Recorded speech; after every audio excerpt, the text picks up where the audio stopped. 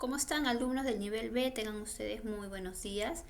Es un gusto poder saludarlos nuevamente y bueno, compartir este tema número 18 con respecto al curso de razonamiento verbal. Y el día de hoy vamos a ver a las oraciones incompletas, descansando un poco en las lecturas para seguir analizando los temas de RB. Y bueno, felicitar a todos aquellos alumnos que han mandado sus trabajos, sus exposiciones. En realidad era exponer, no como por ahí que me han mandado otras cosas. Y bueno, ya saben que esa nota va pues directamente al registro. Esta ya es la última semana del tercer bimestre y la semana que viene entra las clases del Zoom, ¿ya chicos? Así que este tema número 18 lo voy a revisar durante la semana del Zoom y de ahí cierro los registros, vienen las evaluaciones finales y pasamos al último periodo. ¿Ya chicos? Entonces vamos a empezar hoy día con nuestro tema. Para empezar, ¿qué cosa es una oración incompleta? Bueno, se define como oración incompleta a aquellos enunciados en donde se ha omitido una o más palabras tratando de ocultar su sentido, ¿no? Ustedes ya saben pues que te viene la premisa y te vienen 5 alternativas, para lo cual yo tengo que tratar de descubrir cuál es el sentido de esa oración, ¿ya?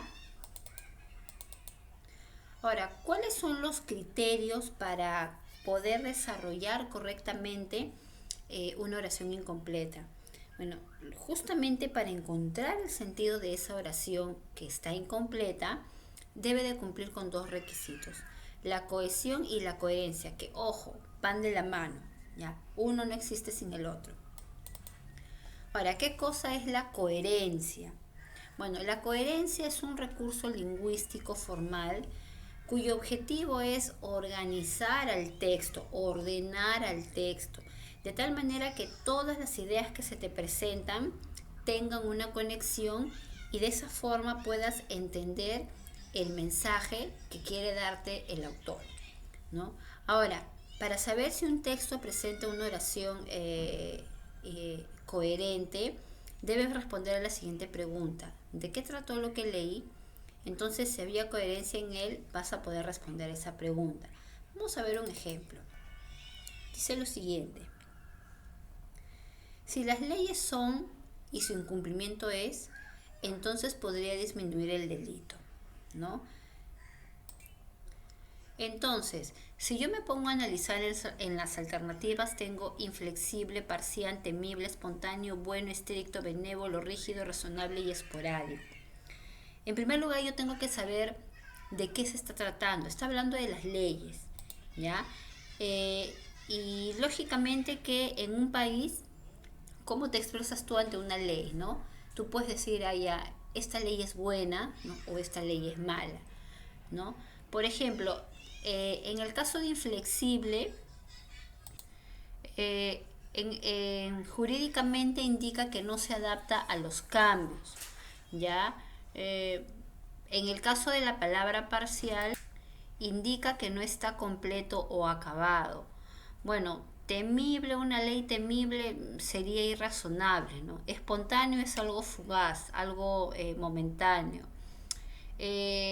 Podría ser buena si estricto, pero justamente acá me da la palabra rígido, ¿no? Pero benévolo, por ejemplo, es una persona buena, es una persona que, por decir, te trabaja sin esperar nada a cambio. Ahora, aparentemente la E también podría ser, ¿no? Si son razonables y su cumplimiento es esporádico, pero esporádico es lo mismo que momentáneo. Entonces, yo me doy cuenta de que la alternativa que más coherencia le da justamente es la alternativa C. Si las leyes son buenas y su cumplimiento es estricto, entonces podría disminuir el delito. Y justamente acá me puedo preguntar, ¿no? ¿De qué trata el texto? De que las leyes sean buenas. Ahora, jurídicamente buena quiere decir que es una ley clara, es una ley justa, es una ley estable y es una ley pública. Recuerda que las leyes son las mismas para todo tipo de público, o sea, para la ciudadanía en general, y que éstas pueden aplicarse estrictamente sin pasarlas por alto.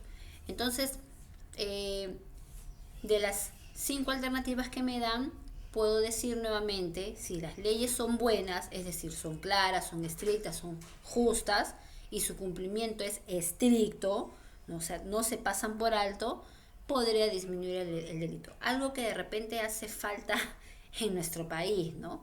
Hay leyes muy buenas, ¿no? Sin embargo, su cumplimiento no es estricto, por eso es que se ve toda la corrupción, ¿no? En cambio, en otros países sí, ¿no?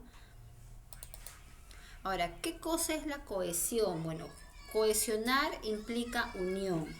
Es una propiedad fundamental del texto que le proporciona sentido tanto a los enunciados como al conjunto de estos.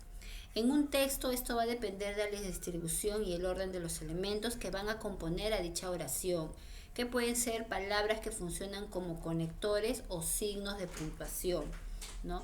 En el caso de la cohesión, ya acá se trabaja de la mano con los conectores, que es un tema que ya hemos visto, los silativos, ¿no? Hemos visto todos los tipos de lativos. Entonces, mientras que de repente en la coherencia se da mediante palabras, en la cohesión se va a dar mediante hilativos, mediante conectores. Vamos a ver un ejemplo. Dice lo siguiente: se dio cuenta, no tenía suficiente dinero por lo que se abstuvo de comprar. Entonces, por tanto, se retira. Aunque también está entre estas tres, ¿no? Se dio cuenta porque no tenía dinero, por lo que no. Entonces, no hay una coherencia tampoco. ¿Por qué? Porque si yo acá coloco la alternativa C, se repite acá, ¿no? Entonces, como que hay mucha redundancia. Se dio cuenta que no tenía suficiente dinero, por lo que se abstuvo de comprar. Podría ser la alternativa B. O también podría decir, se dio cuenta de que no tenía suficiente dinero, por lo que se abstuvo de comprar. ¿De qué? Por lo que, ¿no? Si yo pongo la alternativa A, de qué y por lo que, le da demasiada redundancia. Por lo tanto, mi respuesta es la letra B. Además, si yo de repente soy un poquito más minuciosa, me voy a dar cuenta, ¿no es cierto?, de que en el texto se está utilizando un conector de consecuencia, ya que esos temas también ya lo hemos visto, ¿no? Entonces, generalmente, estos dos requisitos se van a cumplir en una oración incompleta, aunque también hay otros en el cual los dos van de la mano, ¿ya? Ahora, ¿cuáles son los criterios para que tú puedas desarrollar una oración incompleta? Es decir, ¿en qué te vas a basar para marcar una respuesta? Vamos a ver tres cosas. En la tercera prácticamente es lo que hemos visto hace un momento. En primer lugar, debemos tener en cuenta la precisión léxica. ¿Qué cosa es léxico?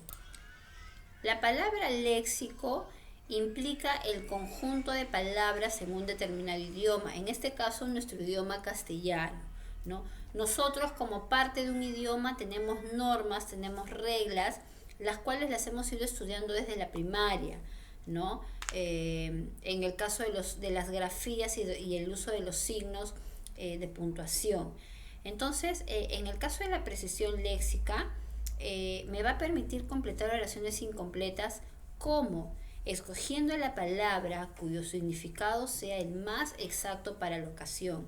Para esto yo debo tener un pleno conocimiento de lo que es el significado de las palabras que me dan como alternativas, o en el mejor de los casos saber cuál es su sinónimo o antónimo, ¿ya? Entonces, conociendo esos detalles, yo voy a poder escoger las palabras exactas. ¿Por qué? Porque muchas veces te dan palabras incluso que son muy parecidas, ¿no? Como vamos a ver ahora en un caso. Sin embargo, yo tengo que saber en qué momento se emplean dichas palabras. Recuerda que en las primeras clases, cuando vimos el uso del diccionario, que lo hicimos en dos partes, y cuando habíamos dicho de que las palabras podrán presentar muchos sinónimos Sin embargo, no todos ellos se emplean bajo el mismo contexto, ¿ya? Y entonces cuando una palabra es polisémica, es decir, presenta diferentes acepciones, yo tengo que saber exactamente en qué momento se está utilizando. Vamos a ver un ejemplo entonces. A ver. Dice, el animado concierto del grupo musical Los Prisioneros causó entre los asistentes. Este está fácil, ¿no? Entonces, yo puedo percatarme acá del significado de cada uno de ellos. Por ejemplo, en el caso de aburrimiento indicaría contradicción. ¿Por qué? Porque dice el animado concierto. Entonces no puede ser la alternativa A. Luego, en la alternativa B, dice rechazó, ¿no? No tiene coherencia. Y además los tiempos verbales son diferentes, ¿ya? Luego, en el caso de quejidos, ¿ya? Los quejidos son consecuencia del dolor, lo cual no tiene nada que ver con la premisa. Luego tenemos entusiasmo, ¿no? El entusiasmo es consecuencia del ánimo, ¿ya? Podría ser, pero acá también dice entusiasmó. Si te das cuenta, lleva una tilde, ¿no? Tampoco tiene coherencia porque justamente por el hecho de llevar una tilde, los tiempos verbales cambian, ¿ya? Entonces, puedo darme cuenta de que acá la alternativa correcta justamente sería la letra D, ¿no? En el examen, por ejemplo, yo te voy a poner 1 o 2 ejercicios de este tipo y me vas a tener que indicar, fundamentar tus respuestas como lo hemos hecho en este caso, ¿ya? Ahora, otro criterio para desarrollar las oraciones incompletas es la gramaticalidad. La gramaticalidad es un criterio que está relacionado con el sexo, la temporalidad, el número de sujetos que intervienen en la oración. Por ejemplo, cuando tú realizas una oración, tú te das cuenta que el adjetivo, por ejemplo, concuerda en género y en número, ¿no? Entonces, por ejemplo, yo no puedo decir, por decir, ¿no? El gaseosa es muy rica. ¿Por qué? Porque no concuerdan en género. O de repente no puedo decir, los pollitos, por decir, a ver, déjame ver. Ya, los pollitos dice pío, ¿no? Porque no concordaría en número. Entonces, lo mismo va a pasar en este aspecto. Vamos a ver un ejemplo.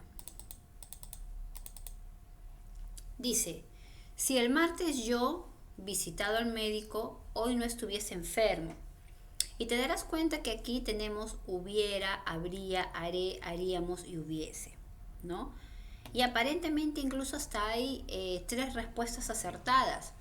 Yo puedo decir, si el martes yo hubiera visitado al médico, hoy no estuviese enfermo. También puedo decir, si el martes yo habría visitado al médico, hoy no estuviese enfermo.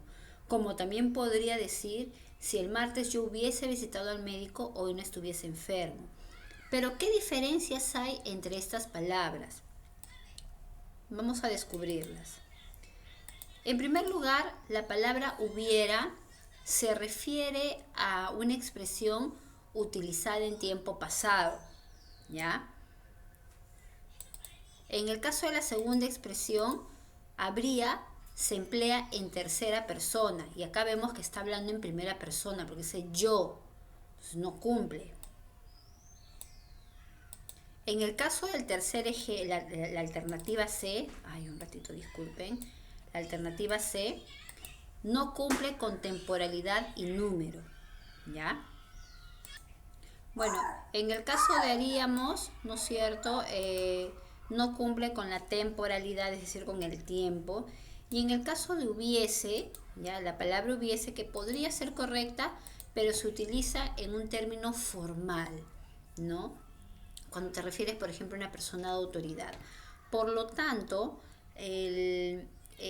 dice si yo, en este caso dice, si el martes yo hubiera visitado al médico, porque estamos hablando del tiempo pasado. Si hubiera ido, hoy no estuviese enfermo, ¿no? Entonces, podemos ver de que la gramática también juega un rol muy importante. Aparentemente te pueden dar palabras que podrían ser, y ojo, ¿no? Investigando un poco, la palabra hubiera con habría y hubiese son palabras de que se pueden, los tres son correctas, pero hay que ver específicamente en qué momento utilizarlo, ¿no? Entonces acá estamos viendo los momentos, ¿no? Cuando se refiere al pasado, cuando está en tercera persona y cuando se trata de una formalidad. Entonces es un poquito fastidioso también. Es más, te cuento algo, ¿no? Investigando un poquito, la palabra hubiese, al menos acá en América Latina, está desapareciendo, ¿no? Mientras que la palabra hubiera se está empleando en más de 70 millones de hablantes, la palabra hubiese se está empleando en aproximadamente 23 millones de habitantes, que es poco para la cantidad de América, ¿no? Al menos los que hablamos la lengua hispana. Entonces, es probable que de acá a unos años el término hubiese desaparezca de los verbos que nosotros conocemos. Así es.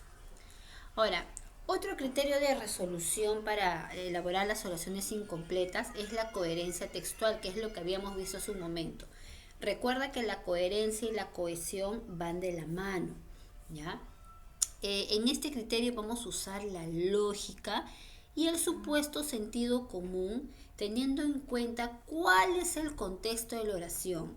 Profesor, ¿y qué es un contexto? Bueno, es la situación en la cual se está dando, ¿no? Vamos a ver algunos ejemplos. Dice, tu amor me inquieta y turbada el alma. Perdón, tu amor me inquieta y turbada el alma. Profesora, ¿no será me inquieta? No. Vamos a ver por qué. Tenemos aletarga, destroza, mata, desespera y apacigua. Voy a agrandar un poquito estas. Ya. Entonces, ¿qué cosa es aletargar? ¿No? Aletargar es que se adormece, que disminuye. Entonces, en este caso, decir,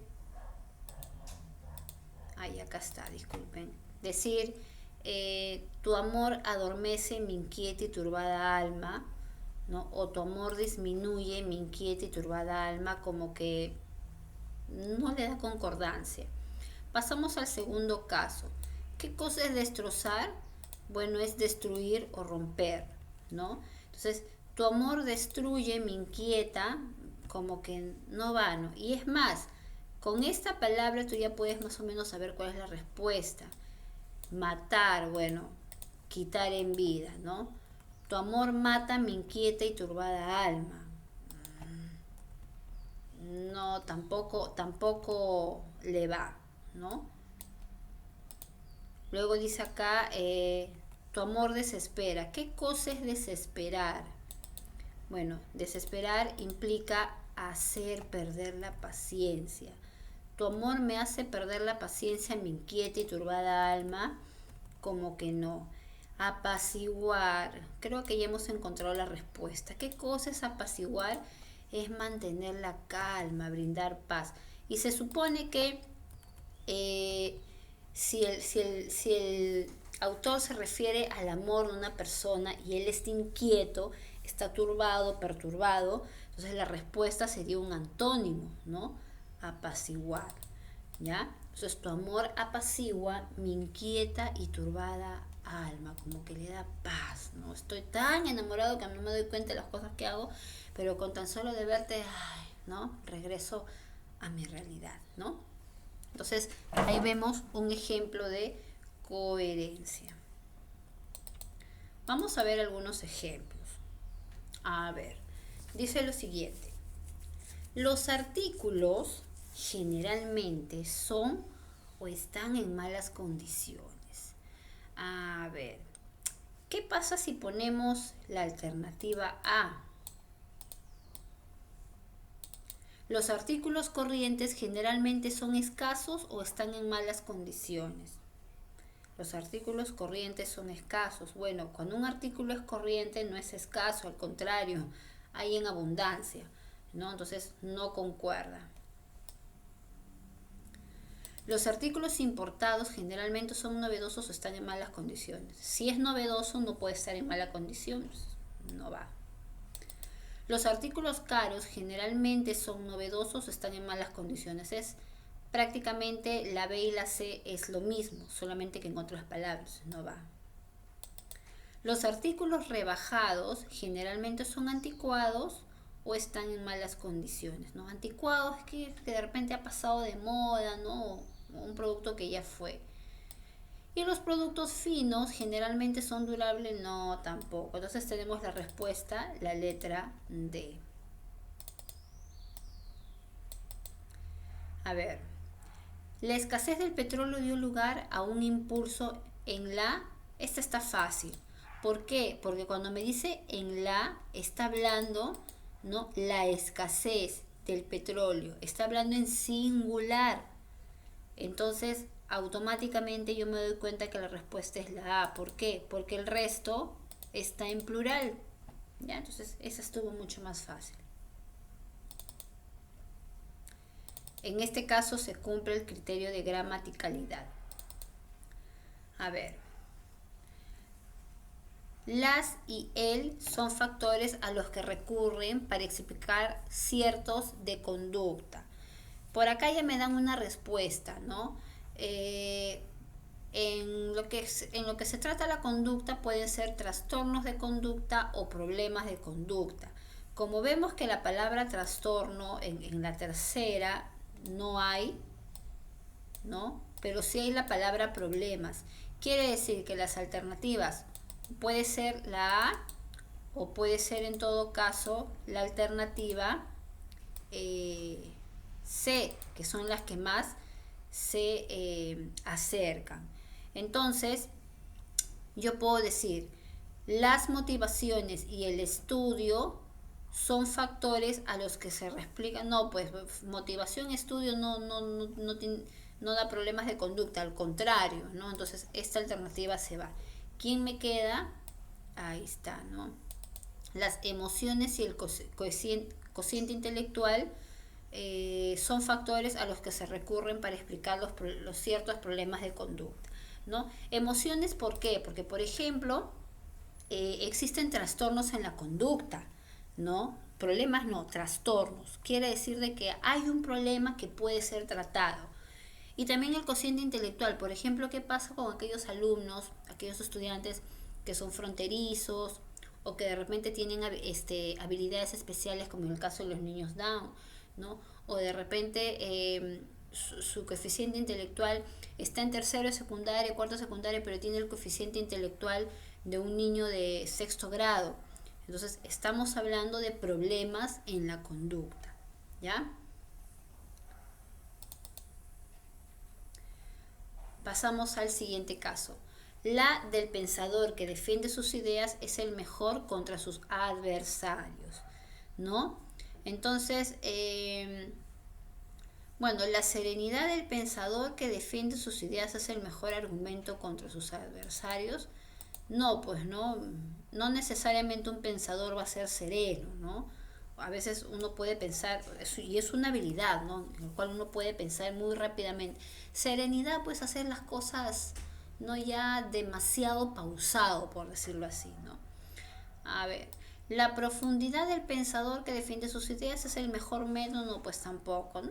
La profundidad, pues ni que el pensamiento pues fuera algo concreto, ¿no? La seguridad del pensador que defiende sus ideas es el mejor sustento contra sus adversarios. Mira, si tú te das cuenta, la palabra contra sus adversarios me indica ya una posible respuesta, ¿no? Y justamente la respuesta es la letra E, ¿no? La vehemencia del pensador que defiende sus ideas es el mejor escudo contra sus adversarios. ¿Qué es una persona vehemente? Es una persona justamente que defiende su postura, ya que se mantiene en su postura y no da su brazo a torcer, ¿no? Entonces es una forma de protegerse de sus adversarios, porque sabe, aparte de que defiende su postura, sabe de lo que está hablando, como quien dice, sabe el piso que pisa, ¿no? Entonces ahí estamos viendo un sentido de coherencia. Luego tenemos el último ejemplo.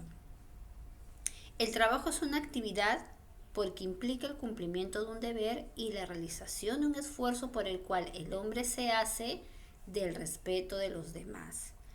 ¿Tú has escuchado el término que dice el trabajo dignifica al hombre? ¿No? Entonces creo que ya más o menos sabes cuál es la respuesta, ¿no? El trabajo es una actividad dignificante porque implica el cumplimiento de un deber y la realización de un esfuerzo por el cual el hombre se hace merecedor del respeto de los demás. Y eso es cierto. Mañana más tarde, cuando tú termines el colegio, tengas una carrera y empieces a trabajar, te vas a ganar el respeto de los demás, el respeto y la admiración. ¿Ya, chicos? Entonces, como hemos visto, resolver pues temas de oraciones incompletas no es tan complicado. Todo es cuestión de ver que cumplan con los criterios, ¿no es cierto? Estábamos hablando de la precisión léxica, es decir, que las palabras que yo voy a escoger le den un significado exacto, ¿no? Estábamos viendo la gramaticalidad, que haya una coherencia en cuanto a lo que es el sexo, el número, el tiempo, el modo, y todos esos criterios a ti te lo han enseñado en el curso de lenguaje, ¿no? Las circunstancias, el contexto y también la coherencia, en el cual se va a utilizar el sentido común, ¿no? Teniendo en cuenta qué es lo que trata de decir el autor. Y además también hemos visto que las oraciones incompletas van a cumplir con dos requisitos. Uno de ellos es el mismo que los criterios, justamente la coherencia y la cohesión. En el caso de la coherencia, cuando se organiza el texto mediante las palabras para entender un mensaje. Y en el caso de la cohesión, cohesión es los hilativos, los conectores. Se emplean conectores también para darle sentido a esa oración incompleta. Y de esa forma se cumple el objetivo, ¿no? De encontrar el sentido a la oración que estaba oculta. Bien, ¿qué cosa me vas a hacer tú? Bueno, en tu cuaderno me vas a copiar la fecha, me vas a copiar este esquema o le vas a tomar foto y la próxima semana, el día que me toque Zoom con ustedes, voy a revisarles, es ya la nota final. Ya, de acá ya se cierra, no me estés mandando más fotos porque se cierra el curso. Hay un alumno del nivel A que me ha mandado fotos del segundo bimestre, el segundo bimestre se ha cerrado en julio, ¿ya? Y otra cosa, que muchos de ustedes no me están mandando los esquemas. Si no me mandan los esquemas, en nota de cuaderno yo te pongo 0,5. ¿Ya, chicos? Pues son 3 notas, no se olviden. La próxima semana, nuestra revisión. Bien, chicos, eso ha sido todo por hoy, ¿ya? Y bueno, simplemente desearles que se cuiden bastante, que no estén saliendo a la calle de forma innecesaria, que tomen todas las medidas. Y bueno, hay que esperar pues qué es lo que dice el gobierno para ver si el próximo año continuamos en este sistema o nos volvemos a reencontrar. Cuídense bastante, los quiero mucho. Ya me hubiera gustado que este año pues las clases sean presenciales, ya que me correspondía la tutoría de ustedes, ¿no? Pero sin embargo, chicos, ojalá pues que el año que viene podamos hacer una bonita promoción. Cuídense bastante, ¿ya? Y nos vemos hasta la próxima semana en el Zoom. Chao, chicos.